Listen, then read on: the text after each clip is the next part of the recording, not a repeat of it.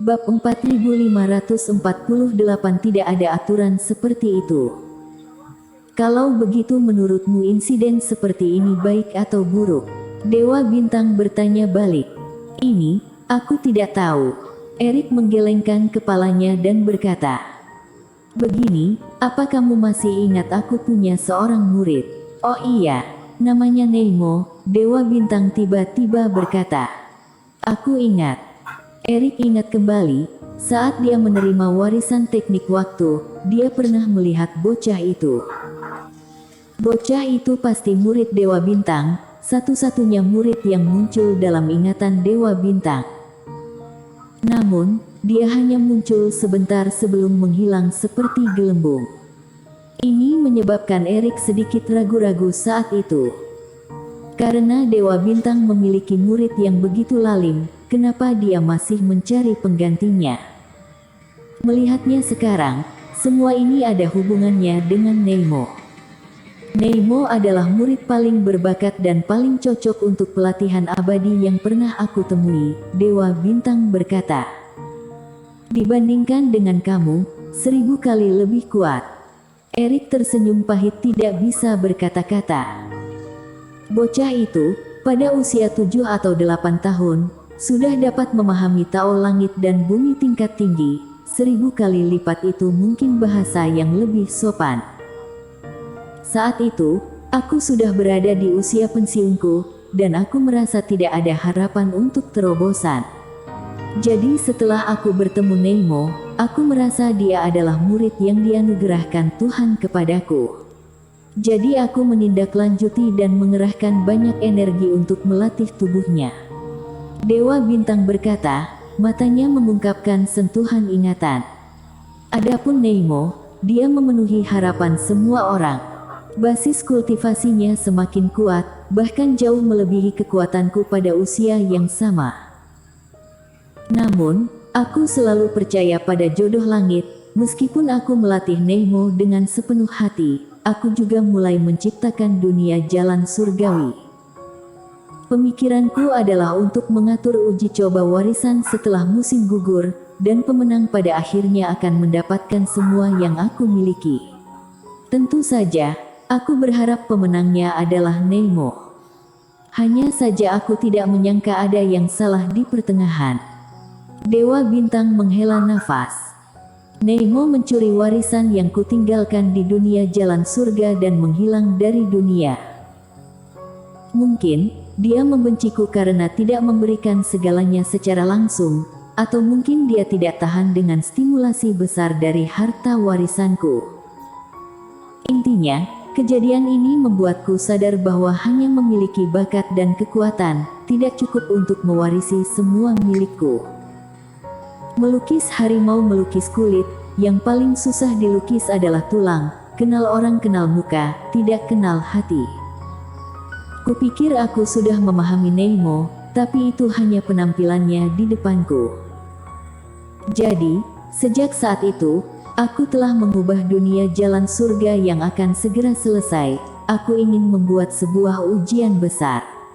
Dari hidup sampai mati, talenta yang dipilih mungkin tidak cukup kuat, tetapi cukup untuk aku percaya dan membuat aku bersedia memberikan segalanya dengan tanganku sendiri. Bicara sampai sini, Dewa Bintang menatap Erik.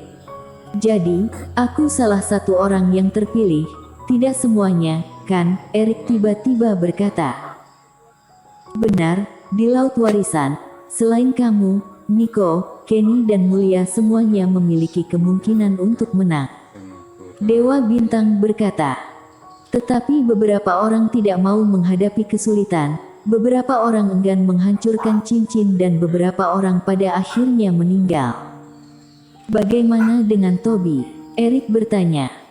Toby hanya mewakili kejahatan roh spiritualitas. Aku akan memilih orang seperti itu untuk setiap pengujian, Dewa Bintang berkata dengan enteng. Erik sedikit merinding. Semua orang merasa mereka mengendalikan segalanya.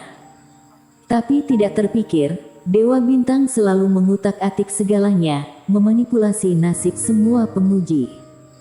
Sudah, Apa yang ingin kamu ketahui, sudah aku jelaskan secara detail. Dewa Bintang melambaikan tangannya. Sekarang, ceritakan tentangmu. Erik, hanya kamu yang telah menyelesaikan ujianku ini, jadi kamu adalah satu-satunya penerus yang memenuhi keinginanku dalam tahun-tahun yang tak terhitung ini. Erik merasakan jantungnya bergerak sedikit, dia juga mengangkat kepalanya. Tapi aku melakukan sesuatu, tidak pernah ingin memaksa orang lain.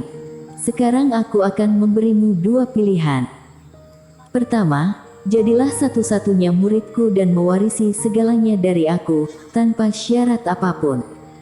Mungkin ada sedikit persyaratan, yaitu setelah kamu menggapai pencapaian besar, jika bertemu dengan Neimo, bantu aku bersihkan dia.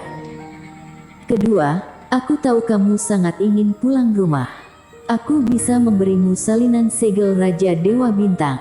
Sejak saat itu, kamu bisa berkeliling dunia dan pergi kemanapun kamu mau dengan bebas. Sekarang, kamu pilih. Setelah Dewa Bintang selesai berbicara, dia menatap Erik, menunggu jawabannya. Mata Erik tidak bisa menahan kedipan. Tampak jelas, ada pertempuran antara surga dan manusia di dalamnya. Maaf Dewa Bintang, aku memilih yang kedua. Setelah beberapa saat, Erik membungkukkan tangannya dan memberi hormat. Apakah kamu tidak mau menerima warisanku? Apa karena aku sudah membohongimu dan membuatmu merasa bertentangan, atau alasan apa? Melihat Erik menolak, mata Dewa Bintang berkilat kaget, dia sedikit kecewa. Selama bertahun-tahun, dia hanya melihat satu penerus Erik ini, dia sangat puas dengan Erik. Tapi Erik memilih menyerah. Senior Dewa Bintang, meskipun garis warisanmu kuat dan karaktermu layak aku kagumi, tetapi junior ini benar-benar enggan berpisah dengan garis darah keluarga Qin dan semua yang diperoleh melalui kerja keras selama ini. Minta aku menyerahkan segalanya, aku tidak bisa melakukannya. Erik membungkuk dalam-dalam dengan rasa bersalah di wajahnya. Apa maksudmu? Namun setelah Erik selesai berbicara, Dewa Bintang terkejut. Menurut aturan senior, bukankah harus menyerahkan semua yang telah dipelajari untuk mewarisi warisanmu?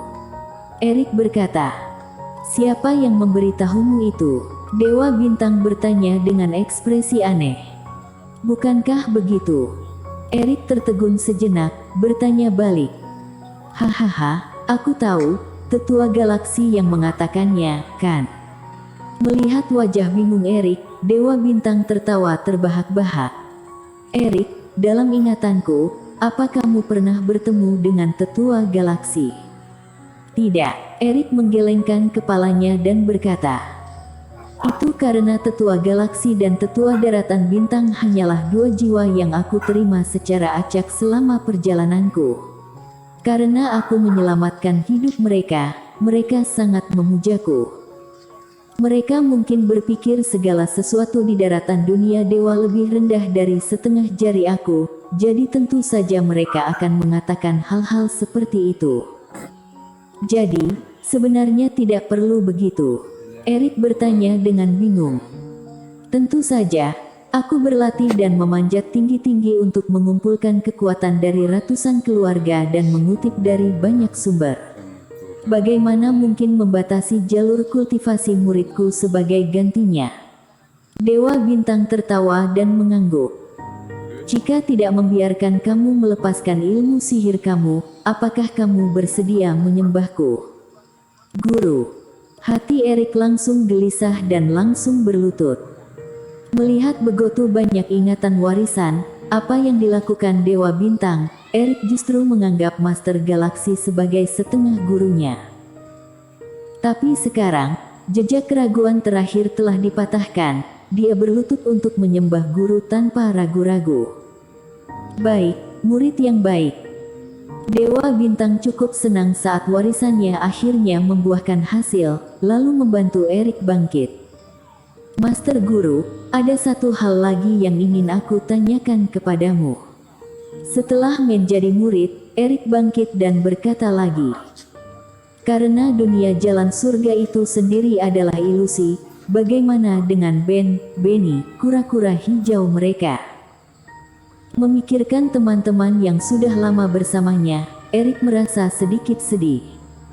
Jika semuanya adalah ilusi, bukankah monster-monster ini tidak ada? Monster-monster itu atau binatang roh adalah makhluk ilusi yang diatur olehku, tetapi mereka sendiri bukan tidak ada. Bersambung.